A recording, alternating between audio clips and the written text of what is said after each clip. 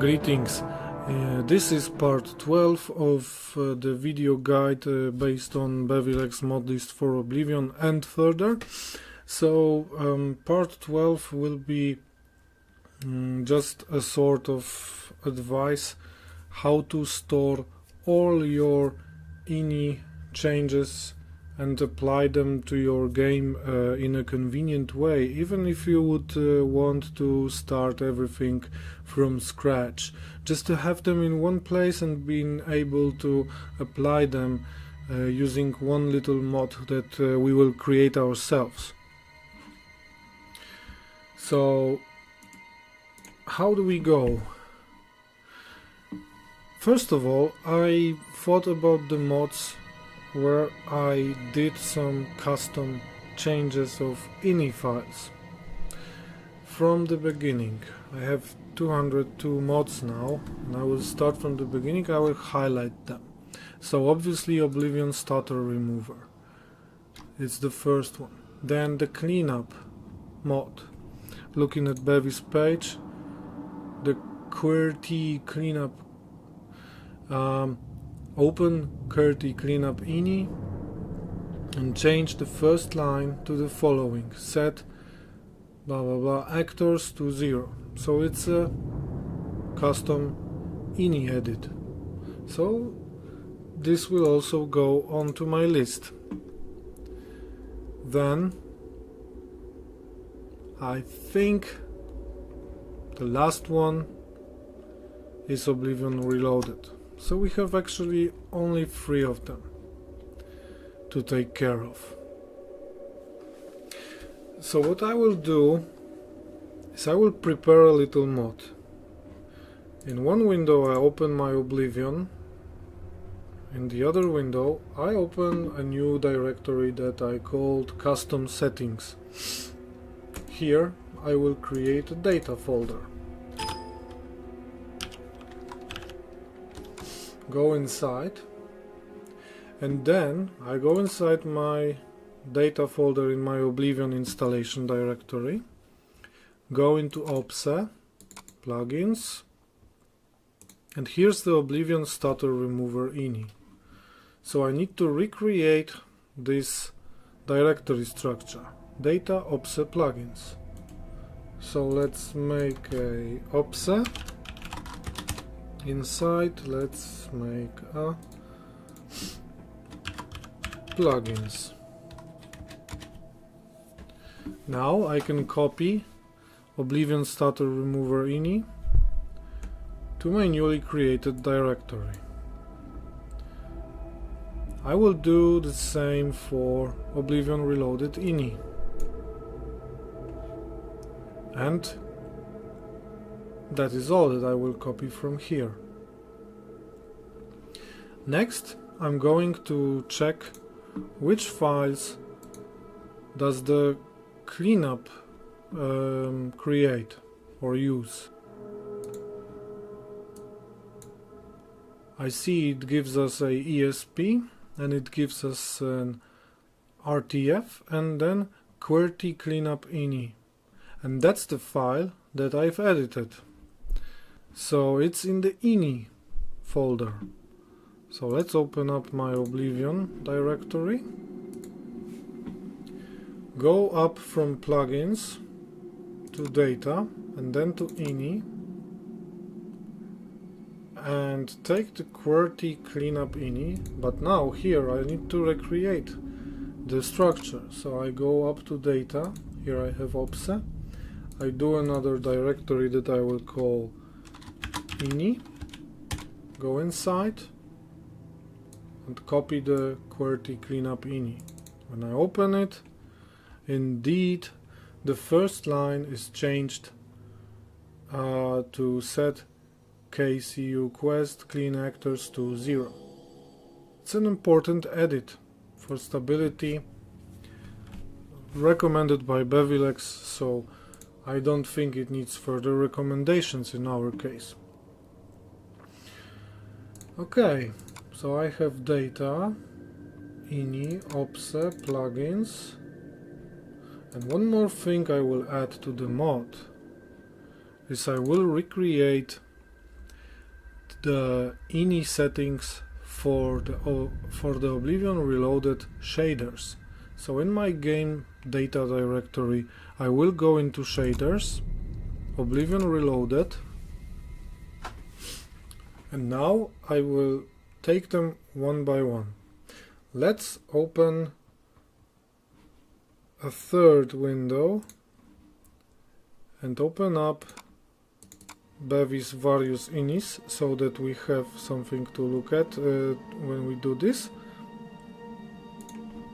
Here's a file that's called various inis. The file various inis is the file from the Modlist for Oblivion files section. Once you download this file manually, then after 15 minutes you will be able to endorse Bevi's Modlist. Alright, go inside. Okay, and now I know what to take. So a part of the OPSE and the ini, I am now creating a new folder that I will call shaders. Go inside, and now we go down this list. First of all, ambient occlusion. So let's copy the name,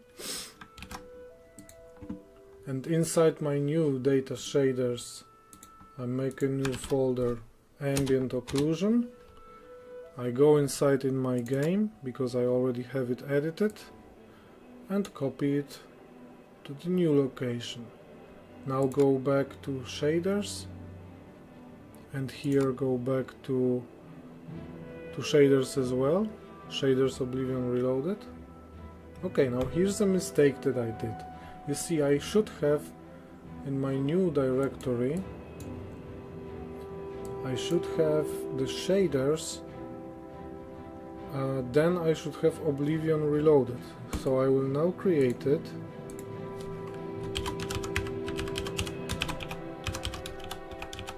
Oblivion Reloaded, and I will move the ambient occlusion into Oblivion Reloaded. Now the structure is fine. Next up is God Rays. So I create a God Rays folder here. By the way, this is not case sensitive. However, I like to have it exactly the same way as it is in the game. I go into God Rays here and copy the God Rays ini inside this folder. Back to Oblivion Reloaded.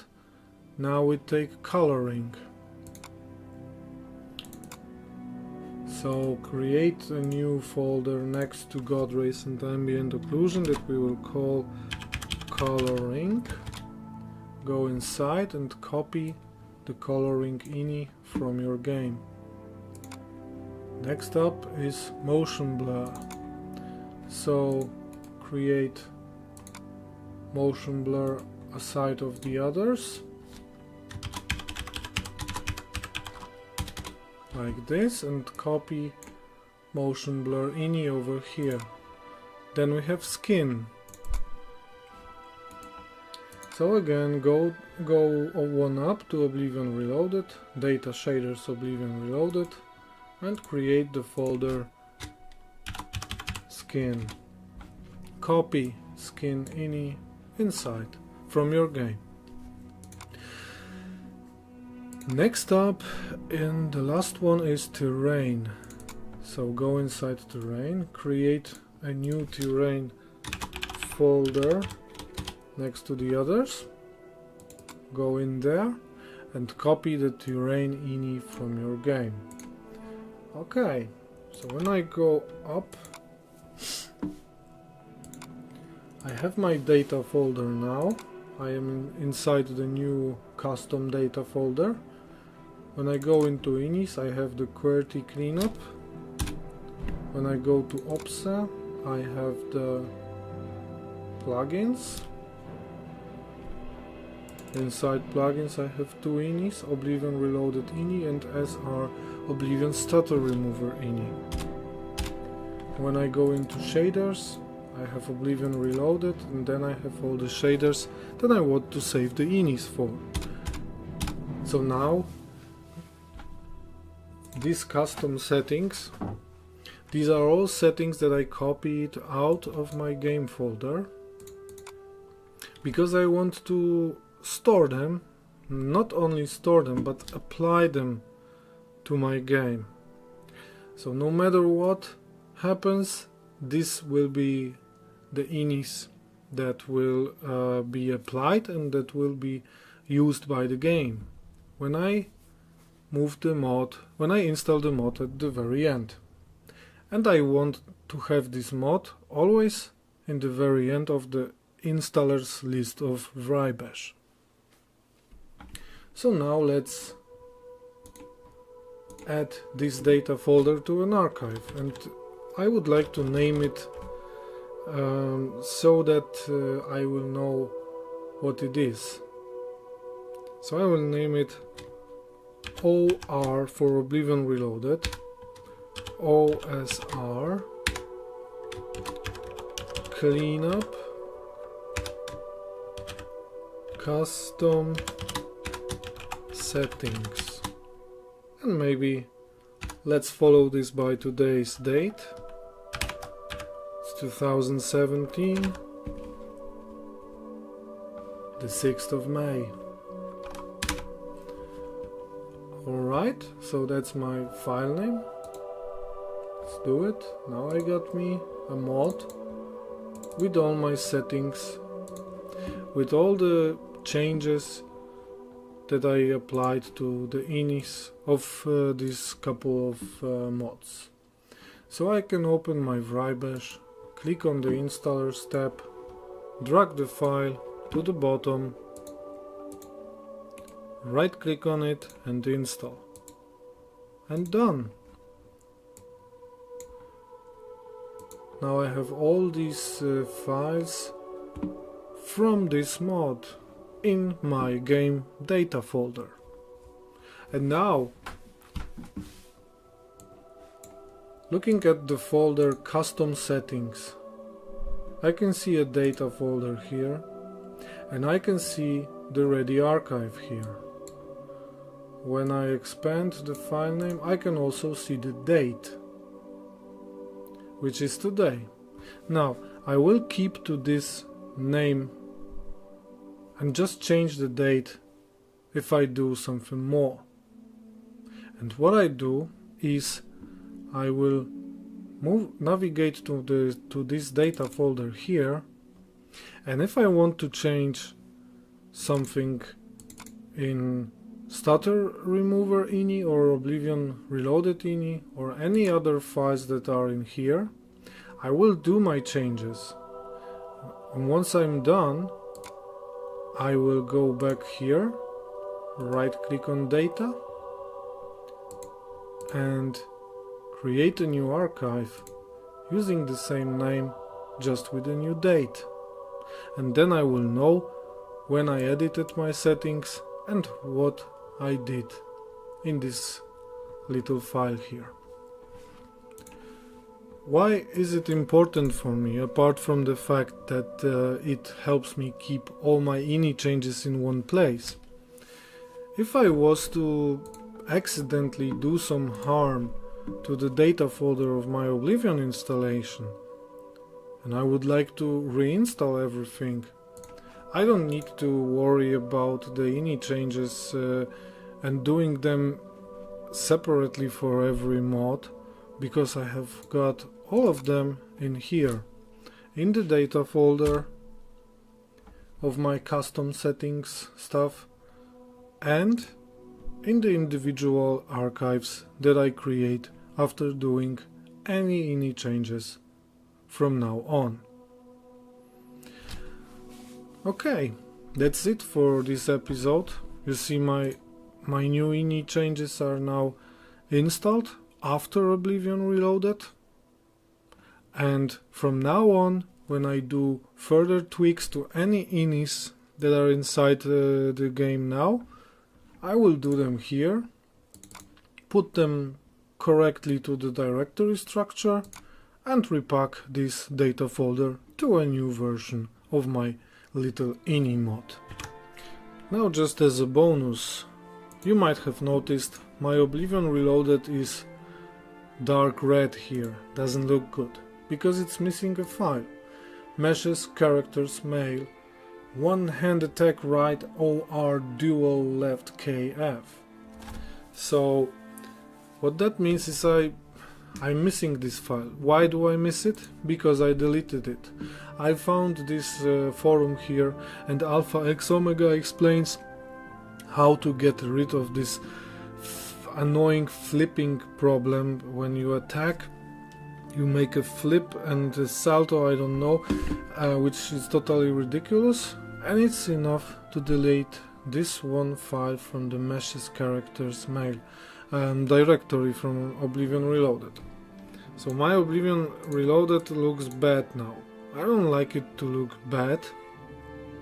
So what I will actually do is I will prepare a custom version of Oblivion Reloaded without this file. So here I have a fresh download of Oblivion Reloaded, the standard version, default version, with no custom inis, shaders, nothing. I will open it. I opened it with 7-zip, which is very convenient.